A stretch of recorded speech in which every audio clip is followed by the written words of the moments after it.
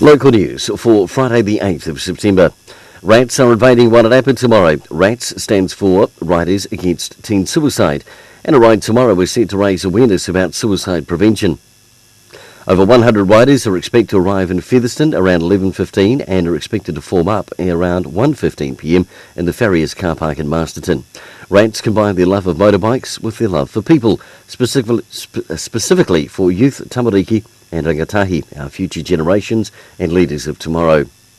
A police patrol came across a traffic crash in Greytown last night just before 11 p.m. The vehicle had collided with a power pole and the sole occupant of the vehicle was trapped. Power to houses in Greytown was cut for a while and the Westpac helicopter was called in to take the occupant of the vehicle to hospital. And the pre-election promises suggest retail spending growth ahead. However, the record of card spending through Paymark following recent general elections suggests the growth rate will be more than likely decline. The annual growth rate of underlying spending through Paymark for August was 6.8%, above the average of the first 7 months of this year. In seasonally adjusted terms, the increase between July and August was 1.1%, but the across-sector annual underlying growth rate was highest in Wairarapa at 12.9%.